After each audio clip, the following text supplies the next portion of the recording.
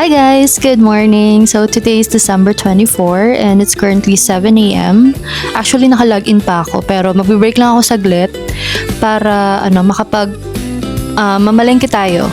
Dito lang naman malapit sa bahay natin. So ayun, ini-start na ni fiance yung kotse.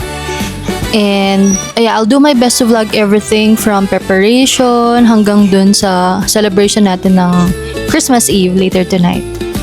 So by the way, kaming dalawa lang ni Papa yung magsi-celebrate ng Christmas Eve since si fiance is uuwi ng Bulacan mamayang hapon din. Pero babalik naman siya tomorrow. So, and konti lang naman yung handa natin for this Christmas since yun nga, dalawa lang kami and then baka ma-stuck lang, masira lang yung food. So, kumbaga babawi tayo for New Year. Syempre dapat for New Year ang ano talaga namin for Christmas, yung saktong handa lang. Pero for New Year, yun dapat talagang madaming handa para prosperous ang pagpasok ng 2026 atin. I'll do my best to vlog everything. So, ayun, samahan nyo kami guys to celebrate this holiday season. Yung sleepers ko. Ito na lang. Tara, let's go. Samahan nyo kami mamalengke. Great.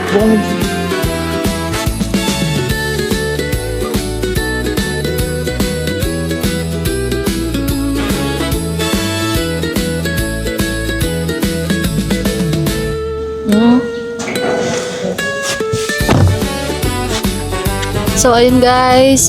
On the way na tayo sa palengke. Kasama ko si fiance.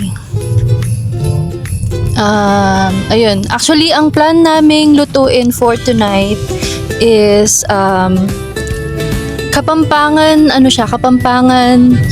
dish. But not really sure if alam din ng ibang Kapampangan to. Pero yun, ang tawag sa dish na to is yub-yub. So later, i-vlog natin kung paano siya i-prepare para at least ay, grabe. Wait lang, nasilaw ako. So ayun, i-vlog natin kung paano siya i-prepare later. Basta, i-vlog natin lahat as much as possible yung preparation natin for Christmas Eve. Ang una natin gagawin is, since wala tayong cash, is mag-withdraw muna tayo dito sa May Robinsons. So malapit lang din naman, dun lang as in paglabas lang ng subdivision is may Robinson naman dito. So doon na tayo mag-withdraw and then punta tayo sa palengke. Doon tayo magbibili ng mga meat and veg.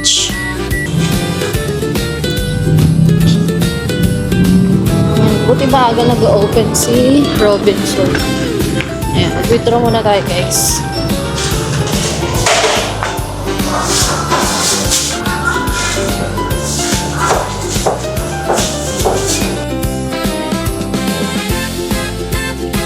Okay, so naka-withdraw na tayo. Ngayon, punta na tayo sa palengke. Ayusin ko lang yung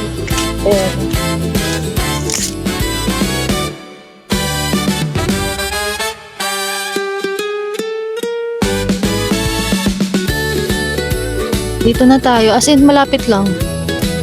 Less than 5 minutes. And guys, iniwan ko na lang yung case nung camera natin. Tapos, nilagay ko na lang dito yung mic. So, hindi ako mahirapan.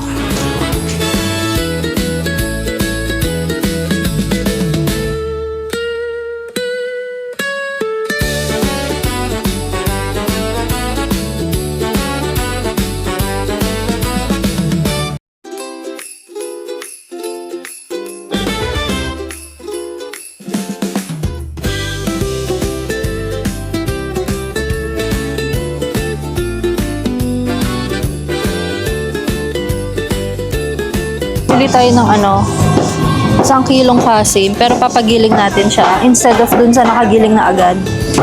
Tapos, bili tayo ng separate kasim para dun sa isang dish naman natin.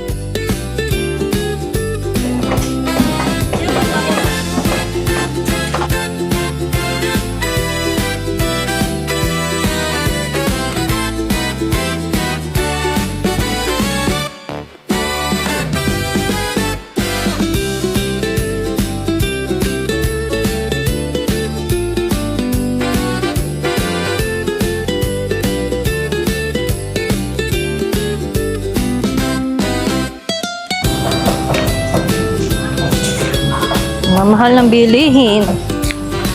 Gulay, nasa around 800 na.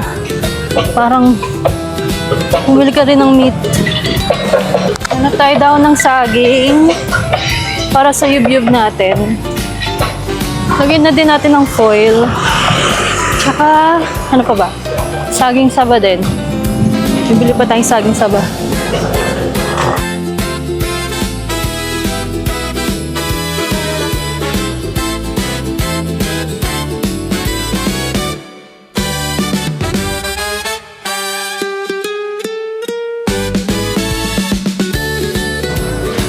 Okay, so wala tayong nahanap na ano, na saging saba. Ano eh?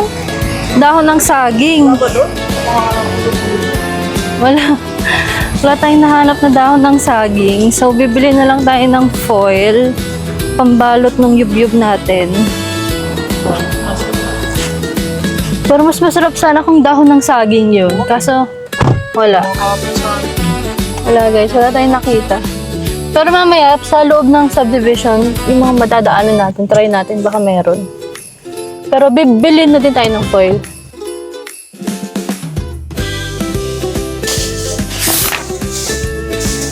Ayan. For yub-yub, ito, meron tayong alagaw. Tangle in Kapampangan. Yun siya. Yung itsura niya. Tapos, yung luto niya parang ang tawag dito, Shanghai. Pero ito yung difference. So ilalagay natin dito sa food processor natin. Buti may food processor tayo para at least mas madali yung hindi na natin kailangan maghiwa-hiwa. Ganyan. Hi Lily! May extra tayo dito sa baba. Oh. Ayan. Piniprat lang ni Papa yung alagaw. Bango niyan guys.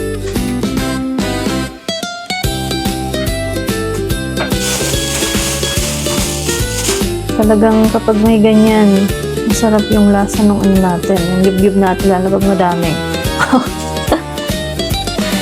Yan siya. Yan, prep lang natin yan. Tapos mamaya, ayun, mix natin yung mga other ingredients dito sa food processor natin.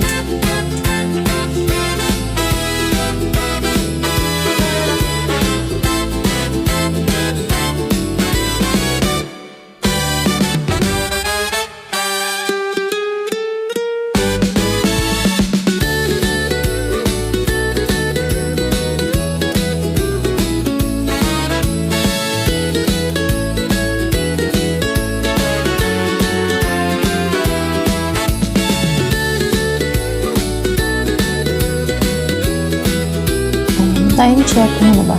It's 8:45 a.m. Habang pinaprepare ni Papa yung ingredients, work muna ulit tayo. Ang dami ko pang pending actually. And nag-request ako ng off this Friday. Initially hindi, dapat papasok talaga ako. Pero ayun, dahil birthday naman natin, request ko na as off. So pumayag naman.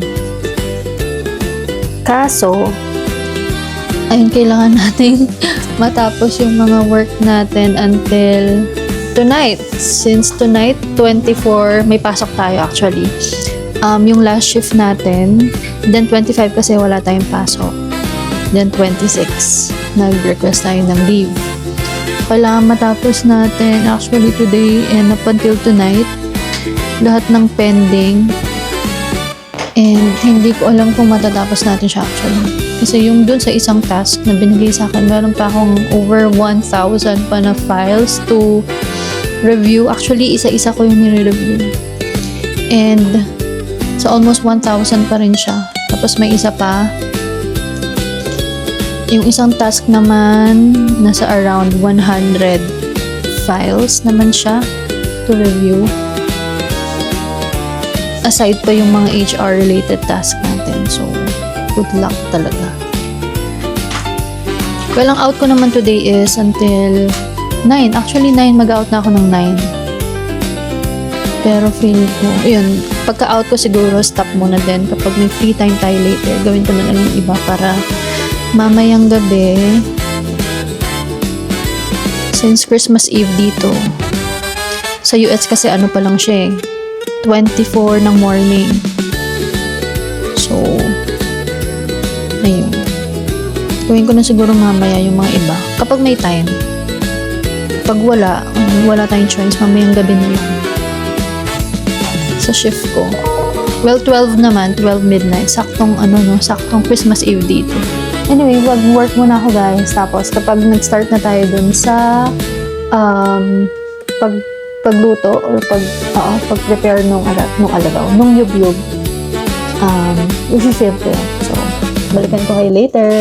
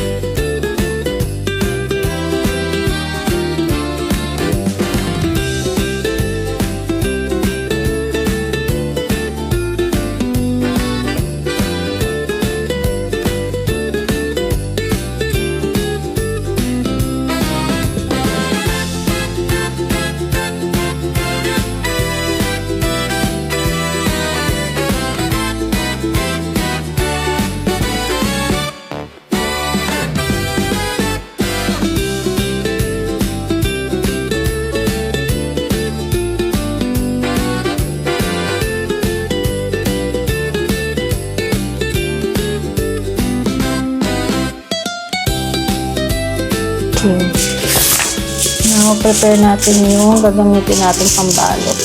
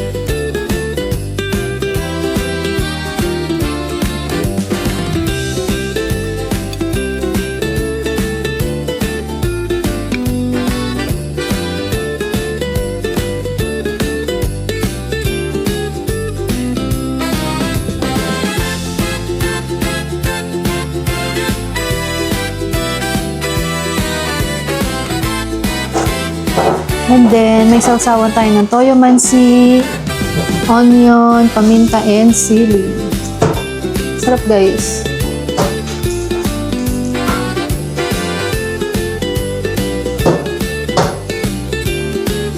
Sili, ayan. Cheers!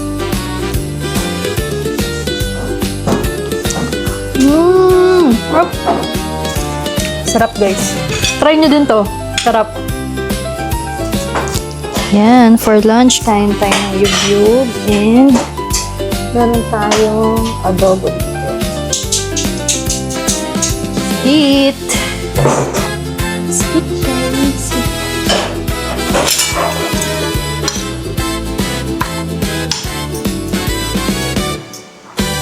Lily. Ay, nakita si Lily.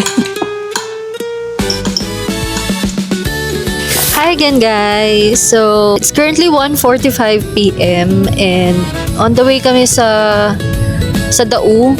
Since ihahatid namin si fiance, uwi siya ng Bulacan today. Then, babalik din naman siya tomorrow ng mga around ganitong oras din. So, magsusundo tayo tomorrow doon sa Dau. And after natin siyang ihatid, dadaan kami ni Yeng sa SM Clark.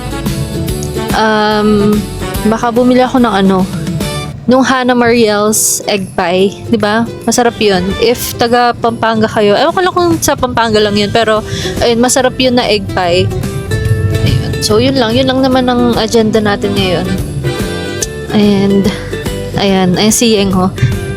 Pero pa talaga kami, parehas pa kami naka-red. Lagi kaming ganyan. Nung nakaraan, parehas kaming naka-stripes, black and white stripes. Ngayon, parehas naman kaming naka-red. Tsaka yung Uniqlo na blue, oo. Ewan ko ba, hindi naman namin napag-uusapan kasi biglaan lang. And, ang ano ba dyan, ngayon ko lang to sinuot, itong t-shirt na to. And siya, ngayon lang din daw niya sinuot yung shirt na yan. Sana hindi tayo gaanong matraffic, no? Pero expect naman, syempre, since 24, mga naghahabol ng mga gifts, mga handa mamayang Christmas Eve, siguradong traffic niyan. Pero sana, manageable naman. Lalong-lalo na sa SM, ang inaano ko lang naman dun is yung parking. Since sasaglit lang naman tayo, sana makapag-park tayo agad. Ayun. So yeah, balikan ko kayo guys later kapag nasa na tayo. Nasa SM na.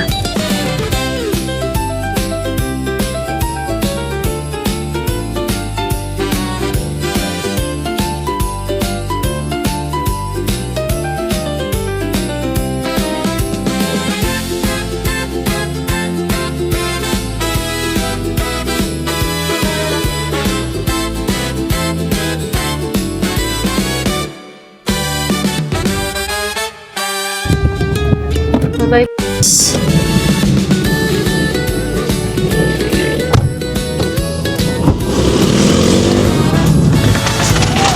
Ayan na, alis na siya. Bye-bye. Love you. Bye. Ingat. Ikaw, video agad. Ayan. Bali, mag-aano na lang siya niyan. Mag-UV. Ay, may mga UV pa naman. So, yun. Nahatid na natin siya dito sa may bus terminal Dau. Ngayon, papunta kami SM Clark. So, mga 10 to 15 minutes away lang naman to doon.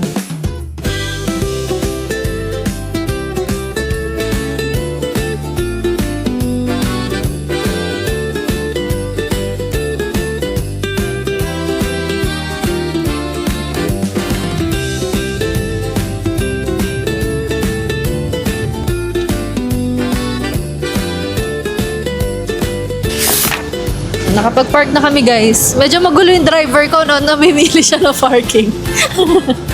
Ang dami namin dinaanan, ayaw niya. Ayan guys. Andito. Ayan, ito yung Betis na sinasabi ko. Ngayong Christmas Eve, hindi siya gaano matao. Pero kapag New Year, grabe haba ng pila niyan. Umaabot hanggang doon sa dulo.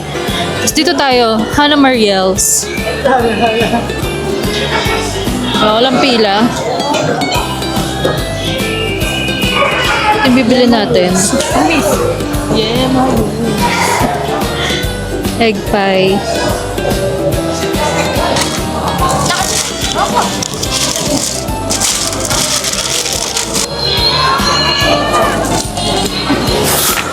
Nagla-last minute shopping. Kasi yung mall ngayon hanggang 7 lang, 7 p.m. Yes. Hanggang 7 p.m. Tapos tomorrow, December 25, mag-open siya ng 12 noon hanggang 10 p.m.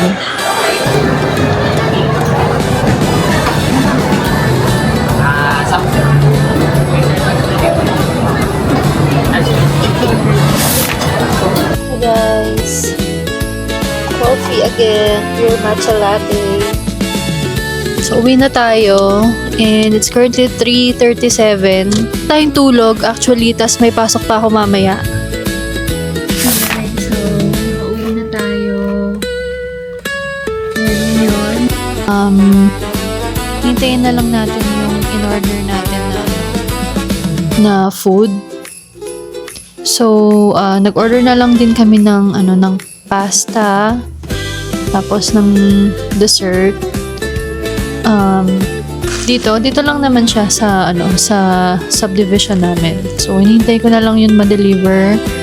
Tapos, siguro maliligo ako and then i-idlip muna since may pasok pa nga ako later. Wala pa akong tulog. Galing pa ako ng shift from kagabi, 12 to 9. So, ayun. Hintayin na lang natin muna ma-deliver yon. And then, yun. Siguro i-idlip muna tayo. So, update ko kayo guys ulit mamaya.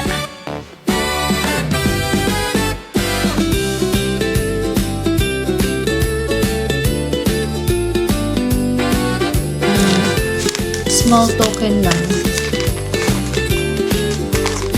So, we have a lot. Actually, may mga iba pa na hindi natin nabalot kasi wala na tayong pangbalot. So, bibili muna ako baka tomorrow na siguro. So, yan. Ano po pang gagawin natin? Dumating na din pala yung in-order natin na food. Naka-prepare na. Kapag gift wrap na din tayo nito, piligo na ako niyan and then ipapahinga muna kahit saglit since later may pasok pa. So,